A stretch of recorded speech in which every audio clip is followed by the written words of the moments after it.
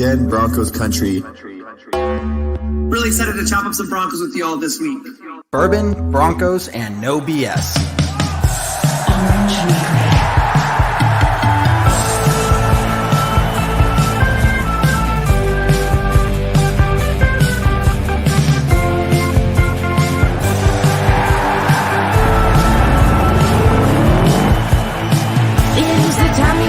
Time of the week. We're not for the Raiders, Chargers, or Chiefs. So grab your brews in your fantasy league. We got that blue and orange blood that you bleed. The most loyal fans there ever could be. We are that mile high Broncos country.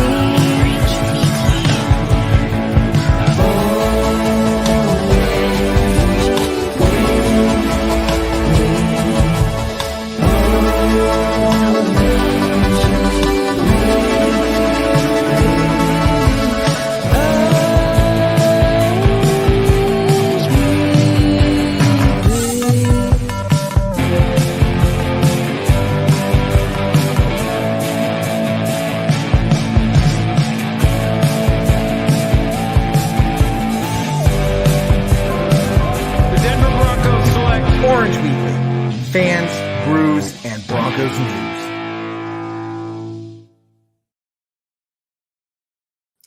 What's up, Broncos Country? Welcome to another edition of Orange Weekly After Dark. As usual, I am Jason, and joining me again tonight is Kevin. I once again got nothing but coal for Christmas, Dandino. Didn't we all, in a way? Nope. Oh. Welcome, guys. Following 51-14 shellacking by the Rams. If you haven't heard, if you're living under a rock today, some big news happened, and that is the Broncos have relieved their offensive line coach. In addition to that, they also fired their special teams coordinator. Oh, yes. Yep. Yes. And there was someone else. John The guy that can't hack it. Yes, I did pull it. So lots to talk about, lots of angles, lots of everything. Again, 2 weeks left in the season, 51-14 game. It was the, every time you think the Broncos can't get any worse or show up any worse, they somehow find a way to continue to lower your expectations. And yesterday was the epitome of that. So before we get into the coaching, and what I'm sure a lot of people will be also saying, which I disagree with, but we'll get into that. Let's quickly break down the game. What were your thoughts on just the game alone? What are things that stuck out to you, good or probably bad? What did you see yesterday? To me, the score stands out, but two things that stood out were the non-play stuff. The shoving between Reisner and Rippon. And then Gregory doing awesome, shoving a Rams player during the handshakes. And he almost got into it last week with a player too. I'm surprised he wasn't flagged for, personal foul or something, because he was really getting in somebody else's face last week. So, it was Randy Gregory back with his off the field, if you will, problems or non-play problems where, just a lack of everything. But I think that's what stood out across the board is just this team. They're so depleted and they're so done that as soon as they got down to 14-0, 17-0, that was it. Like there was no fight in them at that point. And then you just saw everything completely unravel on the field, off the field. And that I think what would lead to the discussion of what happened to Hackett and why today happened the way it did. But going into this, you totally expected it to be a very defensive game. The one of the top 5 defenses in the league, quote unquote, against one of the worst offenses in the league, quote unquote, and they put up a 50 burger on us. Just totally outlandish, totally out there. So yeah. Yeah, definitely. Hold on to these coaching questions, guys. We will get to them. We'll address the game first, so remind me later. We'll get into that here in a bit too, Steve. I think it was yet another game that we've seen continuously throughout the year where The coaching staff did not have the team prepped. They weren't ready. They went down quickly again. I can't think of many games this season where the Broncos were ready to play. No. And that, again, to me, that's a coaching issue across the board. But I agree. I think, it was, there's a lot of talk about, the inevitability of Fangio. Wow. Already on They're all blaming. They're all terrible of Hackett getting fired after the season. And so, again, the question came, well, why 2 weeks? Why now? I think it was, a mixture between the off-field stuff, right? The you're having a lineman shoving your backup quarterback. You're having players start things after the games, and then I don't know if you saw any of the post-game stuff, but it seemed like across the board there's just so much apathy across the right. You just got embarrassed. I mean, you got blown out on national TV against a 4-10 team. Against another bad team, and there wasn't any emotion. There wasn't anyone angry about it. There wasn't anyone, embarrassed. And so I think, at that point, the ownership group and all of them might have finally got together and like, hey, like this team is fully lost, right? This locker room is completely out of control. And what's I guess we'll get into the coaching stuff here in a bit, but oh geez, Steve. Yeah, you're not wrong. And to an early comment, did the defense finally give up? Up to this game, there's a lot of arguments. Well, they're just getting tired. They're on the field all game. I'm sorry, 50 points and missed. I mean, they were sloppy, right? They were missing tackles. They weren't making plays. The execution wasn't there. You gave up 50 points. That goes way beyond just being tired, right? I do think that there might have been some, hey, if nobody else cares, then why are we going to care? Again, just that apathy across the board. And so it's tough to see, but again, I don't know how much you can fault them for that when they've had the season they've had. At the same time, again, we're talking about a depleted Rams team with Baker Mayfield on the field and no Cooper Kupp on the field, right? And so to give up 50 against a team like that is definitely challenging. Yeah. Yeah, I do think that, we saw kind of a couple, I guess, hints. Yeah. But that could be kind of talked up to just some general frustration too. But I agree. I think that, the fact that we didn't see more of this up to this point, especially once, we were, for all intents and purposes, eliminated, I think, after the second Raiders game, when we had like a 0.4 chance of making it at that point. Yeah. But again, I think that just spoke to the apathy on the team too, which I think is tough look on the coaching staff. So, yeah, again, and sorry, you guys are commenting a ton. So if I miss your comment, I apologize. Go ahead and post it again. But yeah, there's just no fight in them. And again, how can you blame them? Yeah. So again, we'll get to our coaching staff thoughts here in a bit, but yeah, honestly, I would expect the entire staff, except for maybe Aviro, to be gone next year. I can't see whoever comes in to want to keep anyone on this staff except maybe Aviro, because he has been that impressive. Yeah, I wouldn't hold your breath. I mean, and it's a fair point. Like, if you're, if you talk to whoever the new head coach can and say, hey, we're not going to force you to keep anyone because this is your team, but we'd like to request this, like, well, then does the new head coach feel like, well, I'm still being pressured into it? Am I really do I really have control over the team? There's a lot of things there, and that's just why you don't see coordinators stick around with new head coaches coming in. But again, it does depend on who it is. Maybe they've worked well together in the past, and the new guy does see Evero as being somebody that he wants to keep around. It definitely could happen, but very unlikely, I would say. It's tough to say, right? Because again, he is under contract, but that doesn't make much of a difference as far as staying or not. But again, he put up top 5 defense, take this effort out, throw the tape away. And this is still a top 5 defense with all the injuries that they've had. And he's considered one of the best young defensive minds in the game. And so if you're a new coach coming in, that might not be a terrible idea if there's already a coach who's already a top mind in the game. And there can be some continuity at that point with at least the defensive side of the ball. It's something to consider, right? Especially if you get a defensive minded coach like Dan Quinn, hey, maybe that's something you keep. You can kind of mentor him a little bit more if he's willing to go down that road. And so I don't think it's out of the question by any means, just because of how highly regarded Aviro is in the league, right? I mean, this isn't just a Broncos thing. Like, he's highly regarded across the league. And so it might be a situation where coaches, basically gifted a top defense coordinator if Rivera decides to stay as well. So that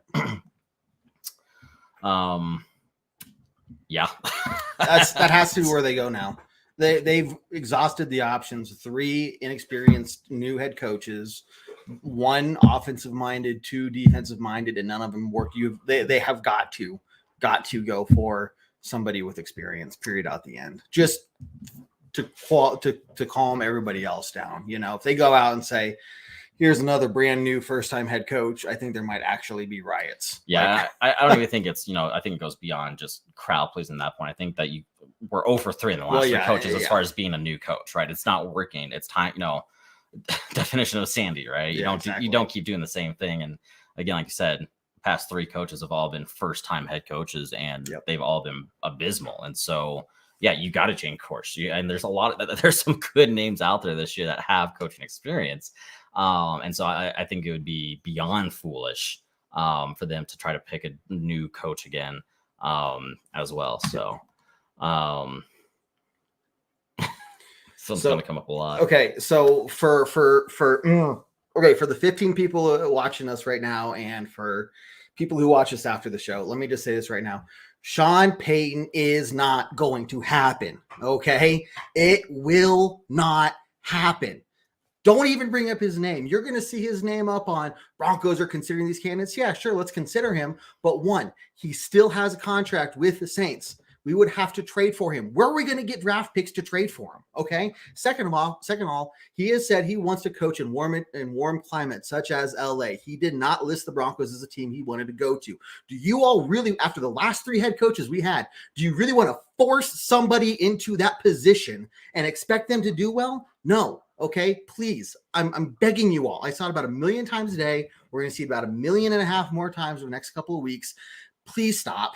Okay. It's just, let's focus on people that are actually going to have a chance, like Dan Quinn. Okay. Thank you. I'm sorry. I'm just done. It's a little excessive, but we'll go with it. It's not realistic. Would it be great? Sure. But I mean, you can pick, hey, would it be great if we got the best player on every single team? Well, yeah, it'd be great, but it's not going to happen. So, to these people's points too, as well. It's been heavily rumored and reported that he's already lined up Fangio as his defensive coordinator. And so, he wouldn't line up Fangio as his defensive coordinator if there wasn't even an inkling of a possibility that he's going to return to Denver. You think Fangio wants to come back? No. Well, that's just it. Exactly. So that never would have been a possibility. That would have killed that whole conversation right there. And so the fact that they're already basically lined up for that, that's just another added wrinkle that there's no way that situation is going to happen. So with all of that, let's see if I missed any here. I'm sure I did. Appreciate all the comments. I really do. Everybody who's here, hit that share button. Keep the comments coming in. You're all awesome. Really do appreciate it. That's like half the touchdowns we've had this year. Yeah. So far, I haven't heard that he's been released. The only 2 others that have been released, which interestingly, I haven't really. Yeah. So the offensive lineman, assistant or whatever, right, and then our special teams coordinator have also been released. Those are the only 2 others that I've heard that have been released so far. So as right now, Clint is still on board. What I did find interesting is, I mean, we've talked about how rare it is to see a coach fired in the middle of the season. It rarely happens. What I think is more interesting is when you do see a head coach fired, you don't tend to see other bits and pieces fired right away too. And so that was weird. It leads me to think that there's something else behind the scenes going on where Peyton and the ownership group went, those 2 are, they can't be around either. We got to get them out of the building. And so that's interesting. I don't want to speculate, so I'm not going to say what I'm thinking it could be, but it is a very interesting situation to see that. Because you literally don't see that. Again, it's rare to see the head coach gone. Right. But even when the head coach gets kicked out, you don't see, again, select other coaches being fired that suddenly as well. Usually the entire staff stays on until the season. So again, especially with only 2 weeks left. I don't know if there were words exchanged afterwards between. I don't know. Yeah. I don't know, but it is interesting, and maybe we'll get an explanation tomorrow. Maybe someone in the media is going to ask, Look, and why. But again, I mean, we're not speculating, but just remember, it could be a more positive thing too. It could be that not that they just suck, but it could be if Hackett's going to go, I'm going to go with him. Like I'm going to stick behind, my leader or something. And they also were like, hey, peace, I'm out. So who knows, right? We'll never know, but just keep in mind, it could be something else. It could be a number of things. Right. Angelo, how you doing? Glad you're here. All right, let's see. So this is another good. So yes and no. So this is another interesting aspect in something that Hackett screwed up from the get-go was not retaining Munchak, right? Yeah. I mean, one of the best O-line guys. He wanted to be in Denver. I think he still lives in Denver. Why you didn't retain him? Again, it was one of many head-scratching decisions that Hackett made from the start. That being said, yes and no, right? We do need to address the O-line this offseason through the draft and free agency. I'm not disagreeing with that. But new coach, maybe he brings back our old O-line coach who was working wonders with them. Maybe that does help a little bit. Yeah. Again, if he's willing to hop on that position and pick up where he left off, more or less, it kind of also depends on how the players feel about him. If they still have a good rapport with him, I would imagine that they do, but it's one of those things to watch for, and see as they're, hiring staff who they go for in that position. But could also just be like, look, we are going in a completely different direction, because I think, hopefully you've all read the statement from the ownership group. And I'm going to really trust that they believe the words they said, and they want to get this team back to a winning culture. And right now, Jay, it's just, they're just so used to losing. That's all they know. 7 years, and it just this year, especially last year, I mean, losing season after losing season, this team they know how to lose. Yep. They don't know how to win. It's very much a losing culture right now. Exactly. It very much is. And that's part of what makes a rebuild tough is, even once you get the right players in there, it sounds weird and almost counterintuitive, but you have to learn how to win again. You have to learn how to win the close games. That extra little bit. Right. It's weird, but when you have a losing culture for that long, you as a group forget how to win those games. And I think we've seen that this year where a lot of our one-score games we've been on the wrong side of, because this team doesn't know how, as a whole, they don't know how to win those close games anymore. Agreed. I have not heard of this as an option, but no, I haven't either, to be honest with you. Possibly the big one again is Dan Quinn. We'll see. That's personally my choice. It'll be interesting though too, because, and this, hopefully he still is interested in Denver. That's the thing, if you all remember, he applied for the position last year. Once we gave that position to Hackett, he withdrew his name entirely from the entire NFL. Said, fine, I'm staying in Dallas as a defensive coordinator. So it'll be interesting, just from a psychological perspective, if you applied for a job, they didn't hire you, the person that they hired completely bombed and screwed everything up, and then less than a year later they're asking you to take that job that they just rejected for. Would you want it anymore? Right. Some people are like, yeah, I'll prove to you that I was the right person in the first place. Yeah. Some people are like, no, screw you. Yeah. You had your chance. Exactly. Oh, and now you want me to take over the team that's in even worse shape than it was last year and fix it now? Yeah. So that's where I'm interested in, where obviously I do think that he'll at least take the interview. They are going to interview him again, I'm sure. What I'll be curious is if they offer to him, if he says yes, or if he kind of gives them the bird and says, nah, again, you had your chance. Yeah. So that's something to consider too, where it's, did they burn that bridge or not? I don't know. I don't know too much about him as a person. I've heard great things, don't get me wrong. Yeah. But so I'm not saying that he's going to be the jerk and do that. But again, it's a tough thing. If I was in that position, I don't know if I would take that job. So, and all right. Now I want to get on my high horse here. Do it. It doesn't matter. It honestly does not matter. I don't care what side of the ball they came from. I mean, we just saw what happens when you pick an offensive coordinator, right? It doesn't necessarily translate to offensive success. Just like hiring a defense coordinator might not necessarily lead to defensive success, right? The biggest thing that you guys have to understand is a head coach skill set is different from a coordinator skill set, right? You have to know how to lead and manage an entire group. You have to know how to make those tough decisions, the game management decisions that Hackett clearly struggled with, right? You don't necessarily learn those from an offensive or defensive coordinator position, right? A lot of those decisions are made for you as far as, okay, let's go for on fourth down, or whatever it is. So that decision making part isn't instilled to you as a coordinator. And again, just because you're a great coordinator does not translate to a good head coach. We've seen that the past 2 years now, right? Fangio was one of the best defensive coordinators the league has seen. He was a horrendous head coach.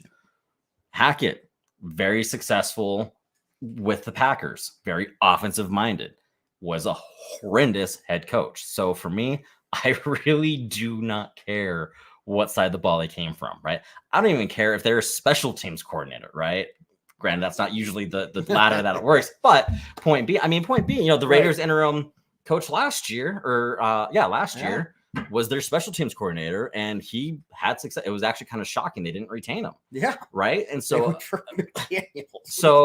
again, I don't care what side of the ball they come from. Can they lead? Can they manage? Can they make the right tough decisions? Right. Mm-hmm. And can you find that balance? Right.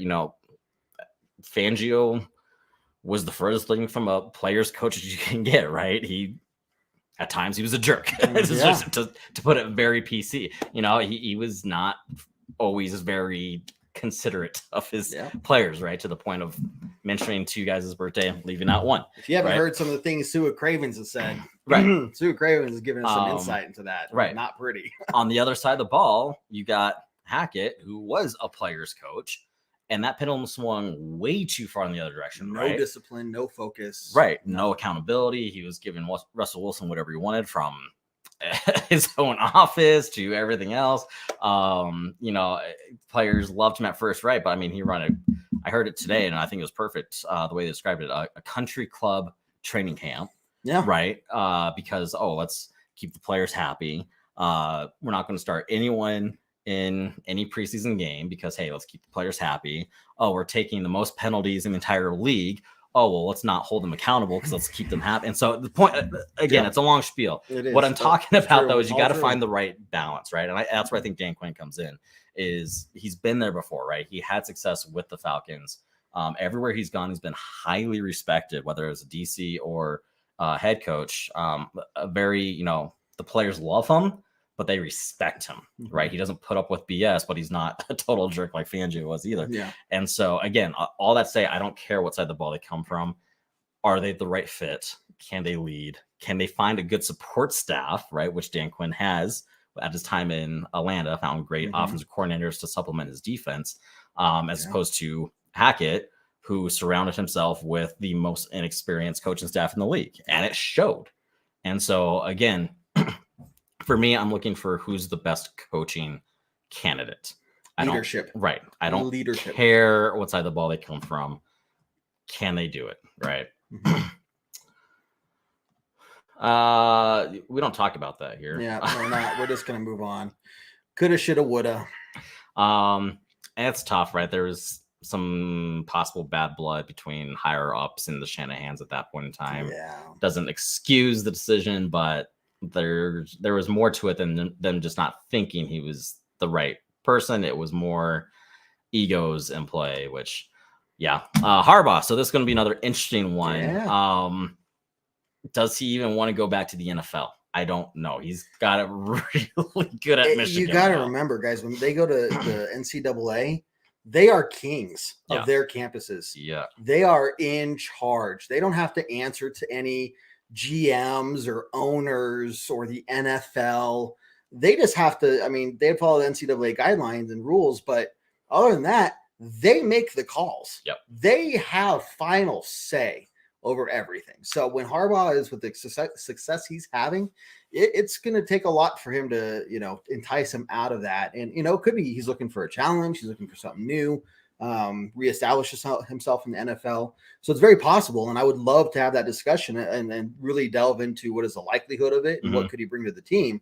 But I think it's a little more of a stretch when you look at how much success they're having in college and knowing that man, it is I won't say it's cush. It's still a lot of hard work, but at the same time, when you're basically the boss, you're the big man on campus. Yep. I mean, you got the dean and then you got the football coach. You know what I mean? Like you're the next highest guy up on there. So it's just a lot to think about. Yeah, for sure. I will say it's more realistic than Peyton. Yeah. But again, there's going to be these discussions, right? And you have to remember that there is a difference between wanting somebody and then wanting you, right? If a coach doesn't want to coach for you, it's out of the question. I'm not saying that's the case with Harbaugh. I'm just saying I'd be surprised. Now, granted, if he does say he's at least interested, I would expect an interview and, see where it leads. That happened last year with, I believe, the Raiders before he decided to stay with Michigan, right? That might be the case again, where he's interested in at least talking about it, where they have that discussion and he decides from there. But I don't think that would be a bad hire if it got to that point. Yeah. Because I mean, we've seen what he's done in the NFL. We've seen what he's done with Michigan and turning that program around in such a short time. But definitely another name to be looking out for as well, for sure. We need a lot.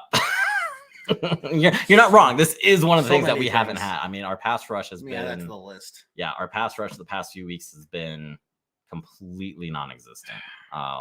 Donald wasn't out there, and we still couldn't get nothing. I mean, nothing. Right. That's been rough. I'd be interested in hearing why. So I explained why. I kind of gave some of my talking points about why I think Dan Quinn would be the right fit for this team, especially right now. But if you want to throw, if you haven't I'm way behind on comments, guys. If you haven't been able to figure that out, so if you haven't already, go ahead and throw out why you think Dan Quinn's not the guy, and we'll get to that. We addressed all three of those names. We did address this earlier. The consensus was experienced. I'm not sure who was a fool, other than a lot of people that we've talked about. A lot of people over the last 7 years have been a fool. We've talked about a lot of people that have been fools. So, but I'm sure you're right. I'm sure I would agree with you if I knew exactly who you were talking about. So I expect that to a degree. Again, reading through the owner's statement today, definitely gave the impression that George Payton's not going anywhere. They said Correct. They have full trust in him. Yep. They're going to support Payton through, the coach hiring process. So, people's, all this clickbait stuff, rumors that George Payton's position is being evaluated. Well, look, if I'm the owner of a team, if I'm the boss of anything, at least once a year, I'm going to evaluate my people. So yeah, duh. Everyone should be evaluated right now. However, doesn't mean that they're going to get fired or anything, right? So George Payton's going to stick around. He's still drafting well. Yeah, his first head coach pick was I want to say a fluke. It missed. That was a whiff. I don't even know if it was a whiff. The ball flew right next to him, and he's still just standing there. But anyway, we're gonna give him another chance. And look, if a guy can draft well but can't find head coaches, he's not a good GM. So, but you got to give him a chance, right? We'll keep moving because I know we're behind. Yeah, and that's another component, right? Is it's not just finding the right coach as a whole; it's finding who can work with Russell Wilson, get the most out of Russell Wilson. Dan we Quinn has experience, and as does the supposed offensive coordinator he would bring with him, Sean Nymer, who was the offensive coordinator in Seattle when they worked well together as well. So, but you're right; it does that is an extra component that they have to consider that maybe other teams don't when hiring a new coach, right? The fact that we are married to Russell Wilson, and again, all the clickbait articles and tweets and all that stuff, ignore that. We are not cutting Wilson. We cannot field a team with that dead cap money, right? There was even one, I won't mention the name, saying that basically do that, sign everyone else at league minimum. So you intentionally have an 0-17 season, so you can intentionally have the number one draft pick. That is not going to happen. You are not going to see, again, it's on par with the Sean Payton to Denver talks as well. It is absurd. It is stupid to talk about, but it's great for it's funny. It's funny. It's great if you're trying to get some interaction numbers, right? Because that's all it is that fires people up and they interact. No. That being said, it's not happening. And we don't do that here. And so yes, you're going to need to add that extra component in, is who can get the most out of Russell Wilson. Interesting. So let's take a super quick break. Whew. We'll get to comments, but first, I guess, a word from our sponsors. Yeah, as I pull this up. So really quickly, guys, first off, don't forget that at the end of January, we do our fan appreciation episode. And so we'll be sending you some information on that. It's probably gonna be the last Tuesday in January. But once we know when that is, we'll let you know. And if you haven't joined it before, this is the third year we're doing it. And really, it's just us giving back to you all. A ton of prizes, a ton of giveaways, Orange Weekly stuff, Bronco stuff, all this good stuff that you're going to want. And it's just going to be us hanging out with you. We can talk Broncos, we can talk not Broncos, and really just have some good times. We're going to have some cool guests. Probably going to get Jeff Legwold back, and we might get like Brandon Perna back. He was on last year. Jeff Legwold from ESPN, if you recognize that name, he was on last year. And so you get to ask them some questions too. So, you know, some things that, when's the last time you get to ask these guys some questions live, right? So just watch out for that, and hope you can join us when that comes along. But I can bet you guys that you're going to love the information I have for you right here. Maybe. And that information pertains to DraftKings Sportsbook, an official sports betting partner of the NFL, which is really our go-to here at Orange Weekly. They have a ton of awesome features on their app and their website, very user-friendly, and the information is always updated, easy to read. And so when you hear us talking about betting lines for the game, stuff like that, all those numbers we're getting it from DraftKings. Right now, guys, new customers can bet just $5 on any NFL team to win their game. Maybe bet on the Chiefs this week and get $100 and $150 in free bets if they do. Check this out, right, guys? Everyone right now can earn up to 100% boost with DraftKings stepped up same game parlays. Go to DraftKings Sportsbook app, place a same game parlay, and combine multiple bets like which team will win, player props, total points, and more. And the more legs you add, the bigger the boost, the bigger your shot to win big. So here's how you get on this, guys. Download the DraftKings Sportsbook app now and use promo code TPPN. Place a $5 bet on any NFL team to win their game and get $150 in free bets if they do. Again, only at DraftKings Sportsbook with promo code TPPN. Minimum age and eligibility restrictions apply. See show notes for details. Woohoo. Woohoo. So with that being said, as we try to catch up on these comments. You're awesome. I appreciate the comments. This is great. So this is a good question. Reisner and Gregory, especially with some of their Reisner has not been good this year. And then Gregory with some of his antics. He's signed though, so I mean it's but do you try to get, use that as trade bait? In Glasgow, there's a lot of questions. I don't know. Peyton does love having a lot of draft picks, and right now we don't have a lot of draft picks. But he is known for trading for draft picks. That's been his style.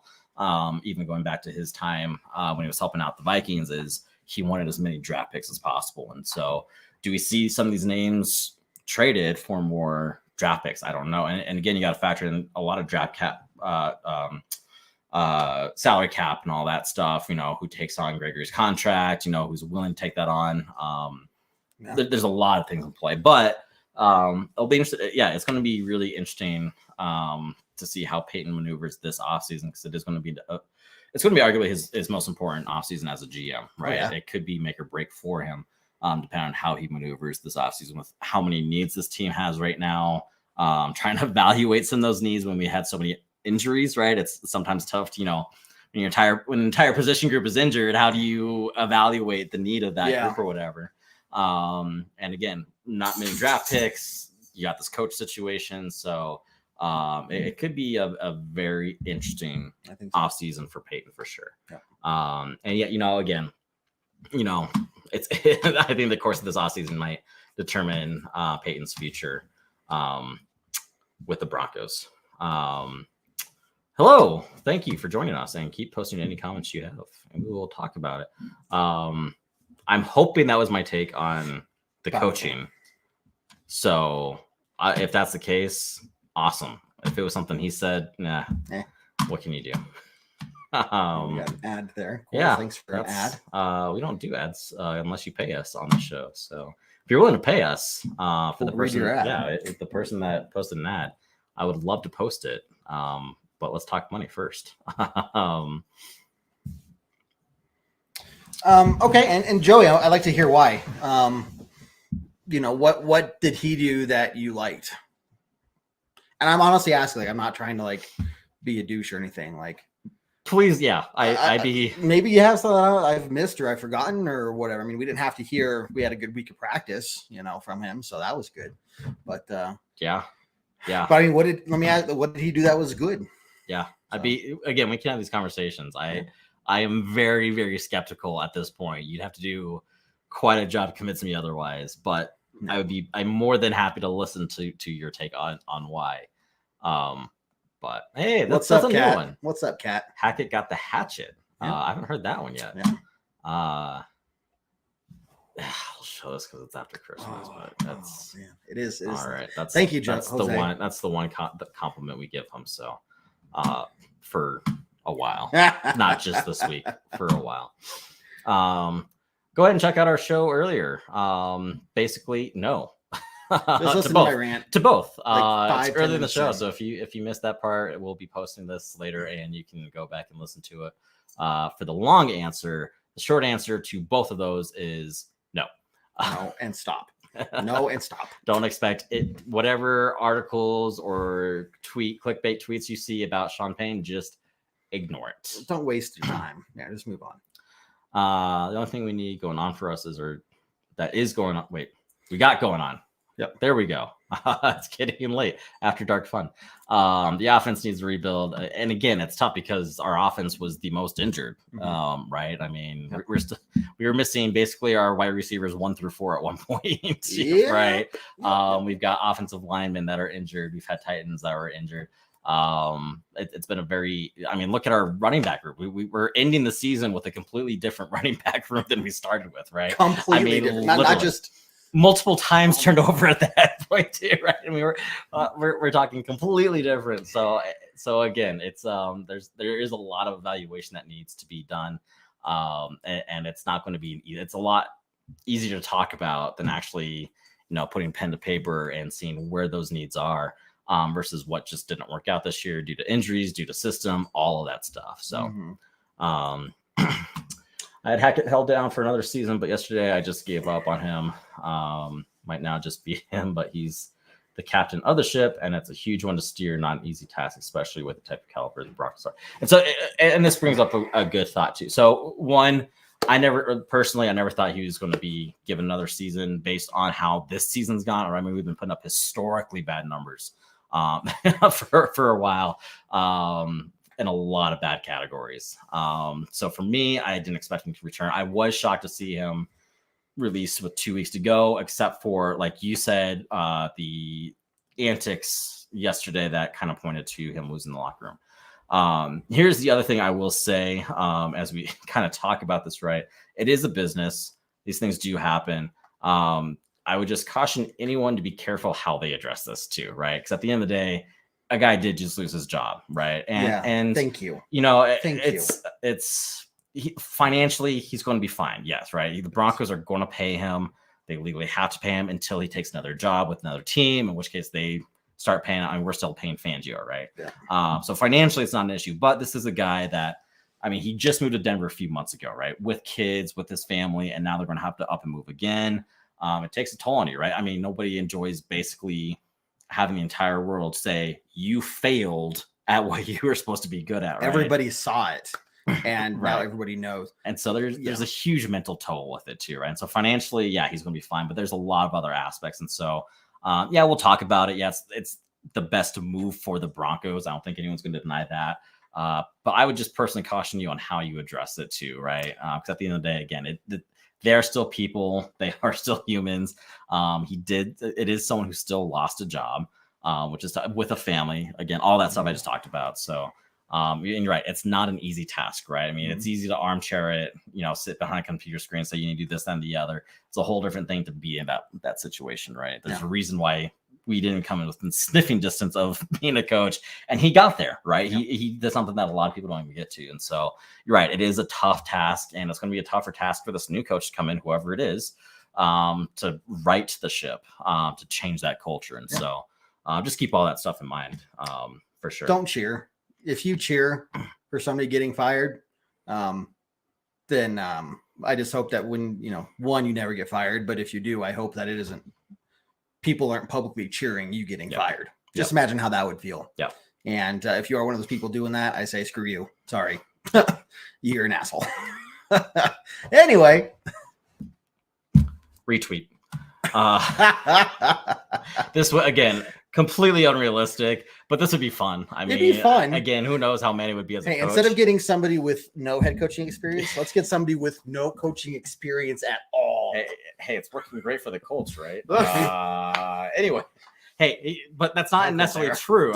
Hey, it's not necessarily true. Manny did have coaching experience to a degree on Saturday Night Live. It's true. And he worked wonders with those kids. I mean, I think he really toughened them up. So hey, he could toughen these guys up. Maybe. In fairness of all comments, some interesting ones. Not his fault. Okay. Some interesting ones. I'll just throw these up here and we can discuss if you want. So not his fault. Maybe not. This one, get out of here. This is I hope this is a joke. I hope you're kidding, man.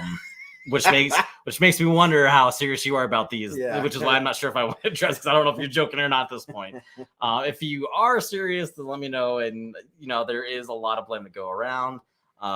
If you are serious about this one, I have to ask you to talk to somebody. There are resources available. We can point you in the directions of those because you to seriously consider this. We might have some loose screws. No offense if you're serious about this, but that is how absurd that take is. I can't even apologize for. I mean, that was Urban Meyer was the worst NFL coaching hire possibly in the history of the NFL. And there's a reason why no NFL team will ever come within sniffing distance of offering him an interview for the rest of his life. For any position whatsoever. Just kidding, but fun, again, fun names. So let's see. This is going back to referencing Harbaugh. Yeah, you're right. Keep your wishes up. You'll never lose your job. Which, again, he's done such a great job with Michigan. It'd be tough to lure Harbaugh away. Not saying it's impossible, but he's got a really good situation going on at Michigan right now.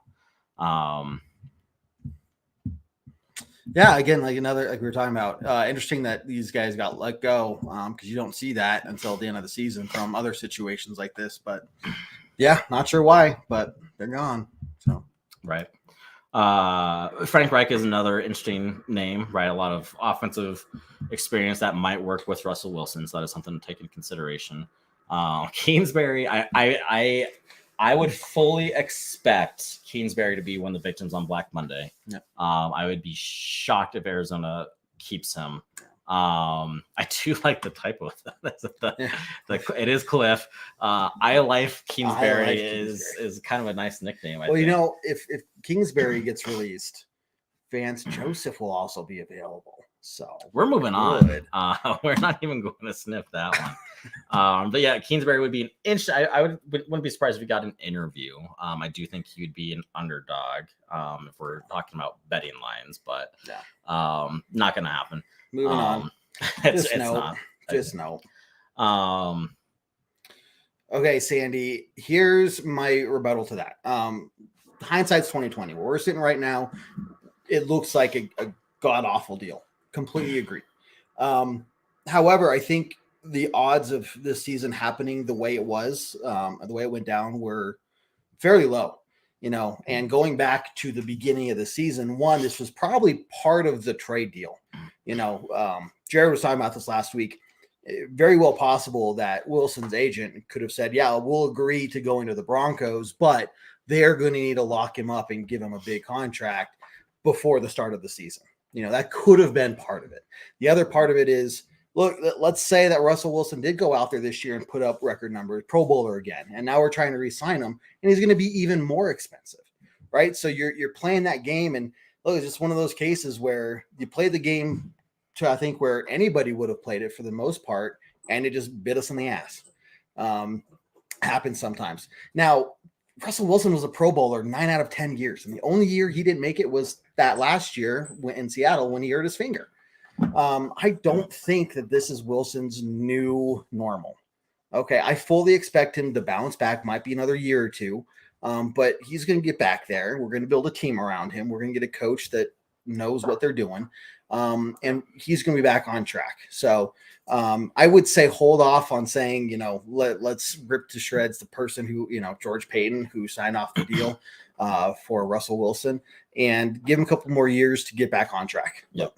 Yeah. And the thing is too, I don't think people fully appreciate what a difference a coach can make, right? I mean, look at Minnesota, their new coach, and what Kirk Cousins has been doing this year, right? It's been insane. Sometimes not an excuse because he has made poor decisions, he has made poor reads, but sometimes a system makes a massive impact, right? And I've talked about this before, where he's a shorter quarterback. That was one of his red marks before he got drafted, and why he fell so low was because he was a short quarterback. The difference is Seattle knew that, used his strengths, right? So they did a lot of play action, a lot of under center, got him moving around outside the pocket where he could see the field to make better reads and decisions, right? What has happened here under Hackett's system is you were going to stay in the quarterback. You were going to try to see over your wall of offensive linemen and try to make all the right reads. And so that's part of it. And I think that's another reason why, Dan Quinn's going to be so enticing is he brings in his offensive coordinator that worked with Russell Wilson before when he did so well in Seattle, is he knows what works with Russell Wilson, and they can build a system that works for him. And so, yeah, it's easy, 16 weeks after the extension, after the season we've had, to say this was a terrible move, right? Hey, this time next year, who knows? We're right? Saying, wow, we have him for 5 more years. Yay! Right? So it could be very different. And I know it's tough because we want those instant results. We were so hyped up on the possibility of I bought into it too. We all were on everything, on Russell Wilson, on Hackett, right? Everyone was super excited.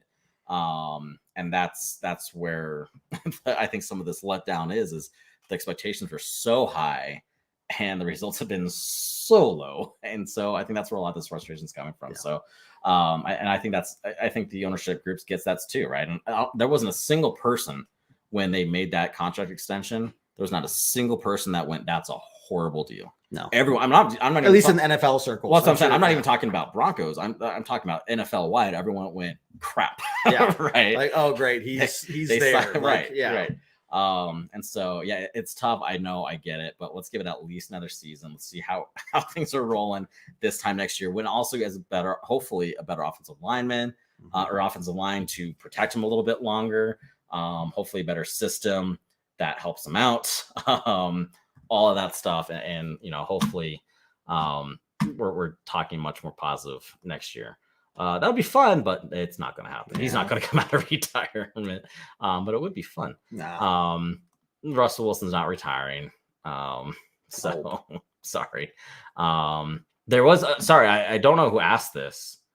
This was way back early in the show, but do we rest Russell Wilson and other starters for the next 2 games? I personally say no, but it is a discussion topic. You obviously don't want your starters getting injured. That could take them out for the first part of next year. At the same time, one, they're getting paid. That's my personal thing, is you're getting paid to do do your job. Yeah. But also, there's an evaluation process at this point too, right? Yeah. There's, if you dare say it, pride on the line in a way. Yeah, 2 divisional teams. Let's try to beat at least one of them. Right. If there's some way we can beat the Chiefs, I know this seems like an all but foregone conclusion, and it might well be. It very well may be, okay? But if there's some way the ball can bounce in our favor just a couple times and something miraculous happens, I'm going to be very happy that we started Russell Wilson in that case, Yeah. I think that's another interesting point too, is, last time we played the Chiefs a few weeks ago, Russell Wilson was balling out after, again, rough start. Again, I blame more of that on the coaching staff, but Russell Wilson was playing like Russell Wilson, and then he got knocked out. Yeah. So it's there, right? Yeah. It is there. How much does the concussion play a role? How much does him being very frustrated with the coaching staff on sitting him last week, saying it was due to health when the medical staff fully cleared him, right? I think that might be, I don't know, part of it. I don't know. I think that might have played a decision on the mental aspect on yesterday's game. Is he was pissed off at the coaching staff, and you can criticize him for all kinds of things. I don't think you can criticize him for his work ethic. I don't know if his work ethic going into this game was as high as other games due to that decision. Yeah. You know, I wouldn't blame him if he was that upset.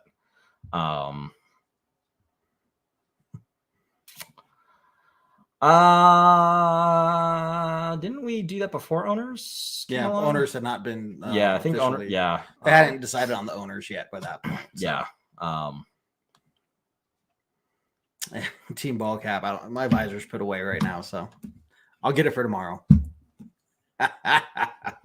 Speaking of tomorrow, before we start wrapping up and getting to Yes. these last comments here, we've got a couple weeks left in the season. That does mean we still have a couple weeks of lots of content coming at you.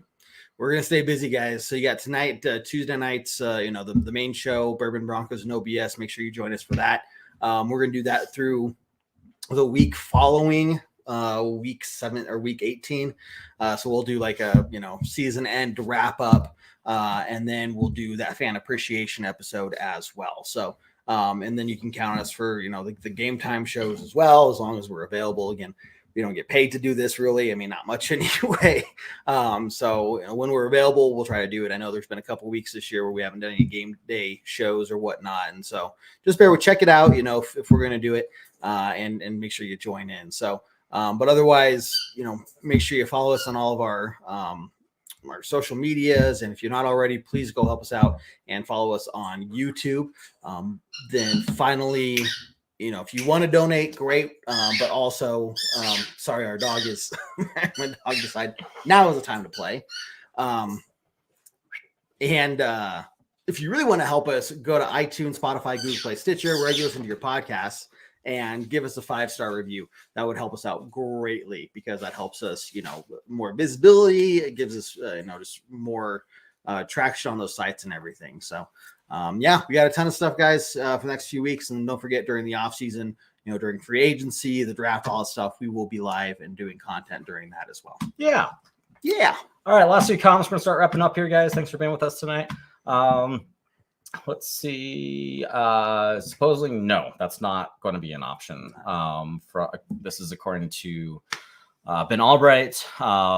He said that that's not a possibility. So, and I hope not, because that would be not a great hire.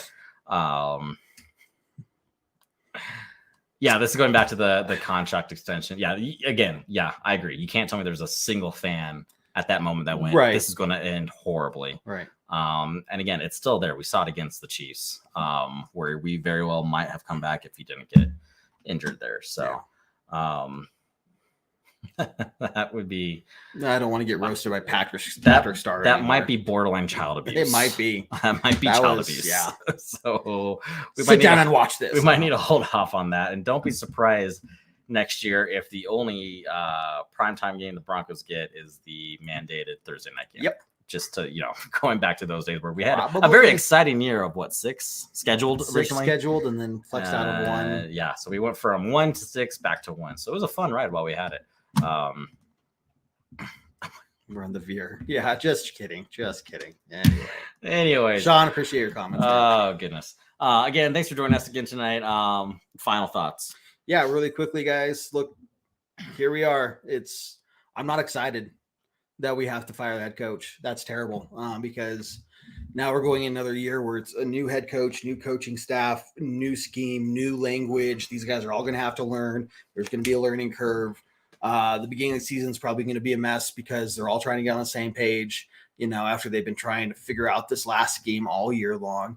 And we cannot be in this pattern of, if we have a bad year, automatically the coach is gone. We have got to find somebody that we can stick with. And if we have a bad season, we have got to stick with him to see if there's any growth. Now, in this case, absolutely terrible year, players fighting amongst each other, visibly in front of cameras, things like that. Time to let him go, but we cannot get in this habit pattern. We've got to find a coach. Now we have a quarterback that's going to be around for at least 2 more years. The soonest we can cut him is 2025 before, otherwise it would totally kill us. So let's find a coach that will stick with us and we can stick with them. Yeah, totally. I'm willing to make 2 bets at this point in time. Bet number 1, short term, we're going to beat the Chiefs this year. Love it. You heard it here first. Second bet that I want to make more long term. Dan Quinn will be hired as the coach, bringing in Schottenheimer as his OC, and we will see a very quick turnaround next year. Not Super Bowl caliber, but I think more kind of in the lines of the Vikings, of a very good winning season, playoff caliber team, and see what happens. But I do think it's going to be a quicker turnaround than a lot of people think, due to getting healthy and getting Russell Wilson, a coach who knows his strengths and knows a system to run that utilizes those strengths. So with those, I think we're going to see a quicker turnaround than what most people are expecting to see. Yeah. But we'll see. Again, short-term, long-term predictions there for you. That's it from us tonight, guys. Be sure to turn into the rest of our content this week. Otherwise, thanks again for joining us tonight, and looking forward to more discussions throughout the week. As always, we'll finish with the good old Go Broncos. Take care, everyone. Do what I like, yeah, I do what I like, yeah, I do what I like. Sip and go, sip is right, and I go with the flow, yeah, I go with the flow, yeah, I go with the flow, cause I know I'm the show. In the zone, here I go, in the zone, here I go, in the zone, here I go, yeah, they know I'm a pro.